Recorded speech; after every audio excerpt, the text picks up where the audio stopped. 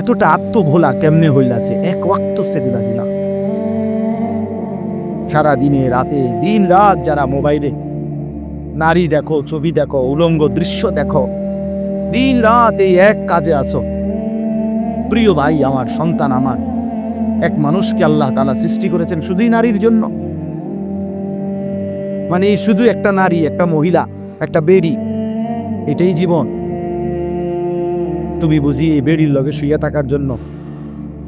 নারীর দ্বারা অবৈধ যৌন চাহিদা, তোমার লজ্জাস্থানের যে চাহিদা, শুধু এইটা পূরণ করা, এর জন্যই পৃথিবী, এর জন্যই এমন সুন্দর হায়াত, এই রাত, এই দিন, এই সূর্য চন্দ্র, এই আলো বাতাস, এই রোদ বৃষ্টি, এই পৃথিবী, এই কায়নাত আল্লাহ তাআলা শুধু তুমি নারীর পিছনে ছুটবা, এর জন্যই বানাইছেন। তো কি করলা কাম? ইনসাফ করো ভাইয়া, একজনই ভাবো, একটা ছেলেই ভাবো, একজনই ভাবো, এটা কোন ইনসাফ হইতে পারে? দিন রাত মুসলমানের ঘরে জন্ম নিয়ে মুসলিম হয়ে চুলের উপরে সারা দিন ফ্যাশন, এটা বুঝি একটা কথা হবো? আমার ভাই বল, এটা বুঝি একটা কথা? তোমারে বুঝি আল্লাহ বানাইছে শুধু এই সারাক্ষণ চুলে তার ফ্যাশন করবা, বিভিন্ন মডেলে চুল কাটবা, এই নিয়ে ব্যস্ত থাকবে? এত ফালতু কাজে আল্লাহ মুসলমানকে বানাইছে? তাই সারাদিন কি করল? গত এক সপ্তাহে কি করলাম? গত এক বছরে কি করি? বলো ভাই, বলো। চারিদিকে হত্যা, খুন, ধর্ষণ, নির্যাতন, পরকীয়া, স্বামী থাকতে স্ত্রী অন্য নারীতে আসক্ত, স্ত্রী থাকতে পুরুষ অন্য নারীতে আসক্ত। কি পরিমাণ বেড়ে গেছে, কি পরিমাণ অসভ্যতার অস্থিরতা বেড়ে গেছে। নিজেদের ছেলে, নিজেদের মেয়ে, নিজেরাও ইনসাফের সাথে ভাইবেন। আপনি আখিরাত চিনেন কি? আপনার ছেলে মেয়েগুলো যেই জীবন পরিচালনা করতেছে, এতে কি মনে হয়? এতটুকু আন্দাজ করা উচিত যে আমার ছেলে আসলে আখিরাত চিনি কি, আমার ছেলের সামনে কোনো গন্তব্য আছে কিনা, নাকি মোবাইল, নারী, ছবি, জিনা, ব্যভিচার, মদ, জুয়া, নাচ, গান, উলঙ্গ দৃশ্য, হালাল হারামের কোনো বাজ বিচার নাই, পাক নাফাকের কোনো বাজ বিচার নাই, লজ্জা শরম হায়া কিচ্ছু নাই, যখন যা যা মন চায় খাইতেছে, যা মন চায় তাই করতেছে। তো এই খামখেয়ালি জীবন, যখন যা মন চায় তাই, হালাল হারাম, জায়েজ না জায়েজের জীবন, যার পার্থক্য নাই। আল্লাহ তাআলা কোরআনে বলছে তার উদাহরণ হলো ফামাসালুহু কামাসালিল কালব, কুত্তার মতো। হ্যাঁ, কোরআন শরীফের আয়াত। ওই জীবন কুত্তার জীবন, কুকুরের জীবন। এজন্য আমি সবসময় এটা বুঝি, বেনামাজির জিন্দেগি কুত্তার জিন্দেগি। এই ফজরের নামাজ না পড়ে যে জানোয়ারগুলো ঘুমায় থাকে, এগুলা কুকুরের জিন্দেগি। খালাস। এই সুদখোরগুলো যে জিন্দেগি কাটা, এগুলো কুকুরের জিন্দেগি। এই হারামখোরগুলো যে জীবন কাটা, এটা জানোয়ারের জীবন। কোরআন শরীফের আয়াত এটা। ওয়াত্তাবা হাওয়াহু ফামাসালুহু কামাসালিল কালব। আল্লাহ বলছে মনের ইচ্ছা মতো যে চলে, আল্লাহর হুকুমের পরোয়া করে না, হালাল হারাম এর পার্থক্য যে মানে না, আল্লাহ বলছে তার উদাহরণ কামাসালিল কালব, কুত্তার মতো, কুকুরের। ইন তাহমিল আলাইহি ইয়ালহাস আও তাতরুকহু ইয়ালহাস। আল্লাহ বলছে কুকুরের স্বভাব, দৌড়ানি দিল জিহ্বা লম্বা করে হাঁফায়, ছেড়ে দিল দাঁড়ায়া দাঁড়ায়া জিহ্বা লম্বা করে হাঁফায়, জিহ্বা লম্বা করে হাঁফায়, এমন করে। এ কুকুরের স্বভাব। পেলেও অতৃপ্ত, না পেলেও অতৃপ্ত, থাকলেও অশান্তি, না থাকলেও। কারণ হারাম করছি, না ফরমান। আল্লাহর অবাধ্য যে, পাক নাফাক, হালাল হারাম, যার কাছে সুদ আর ব্যবসা একই রকম মনে হয়, সে কি মানুষ নাকি? যার কাছে আপন বউ পরের মহিলা সমান মনে হয়, নিজের বউও দেখে, মানুষের বেডিও দেখে, তো তার কাছে কি কোনো হালাল হারামের পার্থক্য আছে কি? তো সে জানোয়ার না তো জানোয়ার কি? সে জানোয়ার না তো জানোয়ারটা কে? তাই বলে, ইনসাফের কথা বলে, তাহলে বিচারে কর কি কয়। এই জন্য এটা সবসময় মনে রাখবেন, জওয়ান হন আর বুড়া হন, আমি হই আর আপনি হন, হালাল হারামের পার্থক্য যার মধ্যে নাই, কুকুরের মধ্যে কোনো হালাল হারামের পার্থক্য না, কুকুরের মধ্যে পাক নাফাকের কিছু নেই, কারণ যেহেতু সে জানোয়ার। কিন্তু মানুষ যে ইনসান, তার সৃষ্টিগত সত্তার মধ্যে হালাল হারামের অনুভূতি থাকতে হবে। মুসলমান তাকেই বলবে যার মধ্যে জায়েজ না জায়েজের পার্থক্য আছে, হালাল হারামের অনুভূতি আছে, পাক নাফাকের অনুভূতি আছে। কোরআনুল কারীমে আল্লাহ তাআলা এটা বলছেন। এজন্য নবীজি বলছেন, আল হালালু বাইয়িন ওয়াল হারামু বাইয়িন। যেটা হালাল এটা স্পষ্ট, যেটা হারাম এটাও স্পষ্ট। নবীজি বলেন, আমি অন্ধকারে রেখে যাই নাই উম্মতকে, একটা সেকেন্ডের জন্য আমি আমার উম্মতকে আড়ালে রেখে যাই নাই, সবকিছু আমি স্পষ্ট বলেছি। হালাল গুলোও পরিষ্কার করে দিছি, হারাম যা তাও স্পষ্ট করে দিয়েছি। 24 ঘন্টার যাবতীয় কর্মকাণ্ড আমি আল্লাহ স্পষ্ট করছি।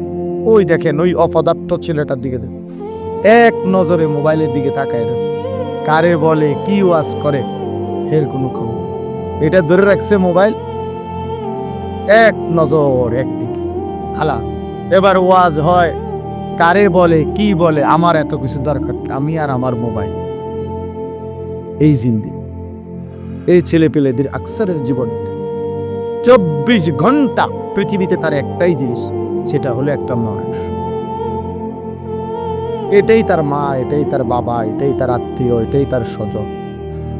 মোবাইলেই হাসে, মোবাইলেই কাঁদে, মোবাইলেই আবেগ, মোবাইলেই অনুভূতি, সব কিছু জীবনের মোবাইলটা। কোত্থেকে আসলো, কে বানাইলো, কে সৃষ্টি করলো, কেন পাঠাইলো, কে আমারে বানাইলো, আমি কোত্থেকে আসলাম, কেন রাত হয়, কেন দিন হয়, আমার কোনো দায়িত্ব আছে কিনা আমার আল্লাহর পক্ষ থেকে, কিচ্ছুর কোনো সামান্যতম বুঝ, বুদ্ধি, আকল, দিমাগ কিচ্ছু। 365 দিন, এক বছরে কোনো দিন নামাজ পড়ে না, তারও কিছু মনে পড়ে না, কেউ তারে মনেও করাইও দেয় না। এতটা আত্মভোলা কেমনে হইলাছে, এক ওয়াক্ত সেজদা দিলাম। সারা দিনে রাতে, দিন রাত যারা মোবাইলে নারী দেখো, ছবি দেখো, উলঙ্গ দৃশ্য দেখো, দিন রাত এই এক কাজে আছো। প্রিয় ভাই আমার, সন্তান আমার, এক মানুষকে আল্লাহ তাআলা সৃষ্টি করেছেন শুধুই নারীর জন্য। মানে শুধু একটা নারী, একটা মহিলা, একটা বেড়ি, এটাই জীবন? তুমি বুঝি এই বেড়ির লগে শুয়ে থাকার জন্য? নারীর দ্বারা অবৈধ যৌন চাহিদা, তোমার লজ্জাস্থানের যে চাহিদা, শুধু এইটা পূরণ করা, এর জন্যই পৃথিবী, এর জন্যই এমন সুন্দর হায়াত, এই রাত, এই দিন, এই সূর্য চন্দ্র, এই আলো বাতাস, এই রোদ বৃষ্টি, এই পৃথিবী, এই কায়নাত আল্লাহ তাআলা শুধু তুমি নারীর পিছনে ছুটবা, এর জন্যই বানাইছে। তো কি করলা কাম? কই তার বাপ কেডা, তার মা কি? কেউ একটু বলেও না যে, কিরে বাপ, তুমি যে এক ওয়াক্ত নামাজ পড়ো না, তুমি মুসলমানের বাচ্চা হলে কে? তুমি মানুষের বাচ্চা হলে কে? তার মা একটাবার বলে না, মাই কেমন, সন্তানই কেমন। আমার খুব আফসোস লাগে, এটা খুব আফসোস। মাঝে মাঝে মনটা চায় যে কি আসলে কি মুসলমান এত পাষাণ হইল কেন? বাপে কেমন, সন্তানই কেমন, মাই কেমন, মেয়েটাই কেমন। কেউ পর্দা করেন, মাও বেপর্দা, মেয়েও বেপর্দা। বাপ ফুজি ছেলে মেয়ে সবাই মিলে টেলিভিশন চায়, একসাথে নাচ গান নর্তকীর ছবি নাটক সিনেমা দেখতেছি। ছি ছি ছি ছি! কত নিকৃষ্ট মুসলমান, কত বেশরম বেহায়া নির্লজ্জ হইলে এত বড় বেশরম হইতে পারে। আত্মমর্যাদা আত্মসম্মান লজ্জা যদি এক বিন্দু থাকতো তাহলে তো বাবা জিজ্ঞেস করতো যে কিরে বাপ, তুই মুসলমানের ঘরে জন্ম নিয়া এক ওয়াক্ত নামাজ পড়ে না, তুই কেমনে রে আমি মুসলমানের সন্তান হইলি, তুই মুসলমানের ঘরে সন্তান হইলি কেমন? আরে এইটা তো আগে বোঝাপড়া করার বিষয় ছিল। তোর বিদেশ, তোর চাকরি, তোর দাখিল, তোর এসএসসি বেড়া এটি বাদ দেবে না, তো বেড়া এটি পরের কথা বেড়া, আগে তুই মুসলমানের বাচ্চা কিনা আগে এটা বল বেটা, তোর নামাজের বোঝাপড়া কর আগে বেটা। কিসের তোর বিদেশ, আবার কিসের তোর দেশ? তোর চাকরি দিয়ে আমি করব কি, তোর ব্যবসা দিয়ে আমি করবো কি, তোর উপার্জন খাইয়া আমি করবো কি বেটা? তুই তো হারাম কর, নাফরমান। এতটুকু যদি বিবেক বাবার না থাকে, সেটা কেমন বাবা, এ কেমন অভিভাবক, এ কেমন মুসলমান মা বাবা যাদের হৃদয়ে এ কথা আসলো না? আপনার তো উচিত ছিল আগে এই বোঝাপড়া করা, আগে ছেলের সাথেই বোঝাপড়া করেন। তুই মুসলমানের বাচ্চা কিনা আগে এটা বল। মুসলমানের বাচ্চা 16 বছরে এক ওয়াক্ত নামাজ ছাড়া থাকে কেন? কথা বলেন, ইনসাফ কি বলে? ইনসাফের কথা বলেন, বিচারের কথা বলেন। ছেলেগুলোকে আপনারা এভাবে ছেড়ে দিলেন, আর তোমরা ছেলেরাও বাবা এভাবে নষ্ট হয়ে গেল। অনাদরে অবহেলায় এমন সুন্দর জীবন, এমন সুন্দর যৌবন, শরীর স্বাস্থ্য সব শেষ করে দিনা। একবারও মনে পড়লো না তোমারও তো শেষ আছে বাপ। রাত যেমন ভোর হয়, দিন যেমন রাত হয়, তোমারও হায়াতও একদিন শেষ হয়। প্রতি ঘন্টা মিনিট সেকেন্ড যায় মানে তোমার হায়াত যা, আমার হায়াত যা, ঠিক না? তো আল্লাহ আমাদেরকে বুঝ দান করেন। এজন্য বাপ আমরা ভাবা উচিত, আমাদের এটা ফিকির করা উচিত। ছোটরাও বড়রাও মাঝ বয়সীরাও এত লাগাম ছাড়া মানুষ হয় না। মুসলমানের জীবন এত বড়, জন্তু জানোয়ারের মতো হওয়ার কথা না। বা আমি অনুরোধ করছি বা নিজেকে এভাবে নষ্ট করো না। নিজের জীবন এক নারীর ছবি, মোবাইলের উলঙ্গ ছবি, অস্থায়ী দৃশ্য, বেহায়াপনার সিনারি, এটা জীবনের শেষ কথা না বাজা। তুমি এজন্যই পৃথিবীতে আসো নাই যে সারাদিন শুধু মহিলার পিছনে শাহওয়াত, এক লজ্জাস্থানের শাহওয়াত, এক যৌন সুখ, এতটুকুর জন্যই তুমি পৃথিবীতে আসো নাই। আরো বহু উদ্দেশ্যে তোমাকে পৃথিবীতে পাঠানো হয়েছে। তুমি শুধু দিবা রাত্রি বেড়ি লইয়া বইয়ে দেখবা, এটার জন্য তোমার এই পৃথিবীতে বানায় নাই। হ্যাঁ, গুনাহ হইতে পারে, গুনাহ আমারও আছে, আপনাদেরও আছে, গুনাহ হইতে পারে, হবে। সেটা হলো হুচট খাওয়া।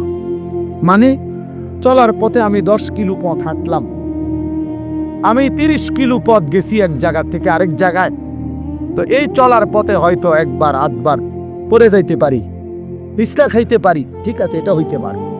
কিন্তু আমি বুঝি 30 কিলোমিটার একেবারেই ফিরে রইলাম, পিছলা খাইয়া রইলাম, তাহলে ভুল আমার হইতে পারে, গুনাহ আমার হইতে পারে। আমার 6 মাসে কোনোদিন নামাজ ছুটে যাইতে পারে। আমি জীবন চলার পথে কখনো কাউকে রাগ করতে পারি, গালি দিয়া লাইতে পারি, এটা তো হওয়া স্বাভাবিক, হইতে পারে। কিন্তু লাগাতার প্রতিদিন একরকম, এটা মুসলমান? কথা বুঝছেন কিনা আমার? আপনি বুঝি এখানে প্রত্যেকদিন মিশা কথা কইবেন, আপনি বুঝি প্রতিদিন সুদ খাইবেন, আপনি বুঝি প্রত্যেক দিন ওজনে কম দিবেন, এটা বুঝি মুসলমান? আপনি বুঝি একদিনও নামাজ পড়তেন না, আপনি বুঝি 365 দিনে কোনোদিন ফজরের নামাজ পড়তেন না, এটা মুসলমান? এটা তো হুচট খাওয়া না, এটা তো গাদ্দারি, এটা তো ইচ্ছা করে ঠান্ডা মাথায় ধীরে সুস্থে ভেবে চিনতে আল্লাহর সাথে গাদ্দারি করতেছে, আল্লাহরে বুড়া আঙ্গুল দেখাইতেছে যে দেখো কইলা কেন সেজদা দিতাম দিতাম না, চাই কিতা করতাম। আল্লাহ বলবে অসুবিধা নাই বান্দা, বাতে না খাও, আর তো বেশি কিছু না, দুগা খানাই তো খাও আর গুম যাও, খানা তো কুত্তাও খায়। তবে মনে রাখো কবরে আইসো, একটা লাথি দাও আমু ফেরেস্তারে দিয়া, একটা লাথি, এক লাথিতে বুঝবা আমার নাফরমানির শাস্তি কি। কাল্লা সাউফা তা'লামুন সুম্মা কাল্লা সাউফা তা'লামুন। আল্লাহ বলে বান্দা কবরে আইসো, আমি বুঝায় দেব আমার নাফরমানির শাস্তিটা কি। ফেরেশতা দুই কান বরাবর, আল্লাহর নবী বলছেন নাফরমানের কবরে ফেরেশতা ফায়াদরিবু দরবাতান বাইনা উযুনাইহি, দুইটা কান বরাবর ঘাড়ের মধ্যে প্রত্যেকটা আঘাত করবে লোহার হাতুড়ি দিয়ে। ফায়াসিহু সাইহাতান, নাফরমান কবরে এত জোরে চিৎকার করবে, ইয়াসমাউহা মান ইয়ালিহি ইল্লা সাকালাইন।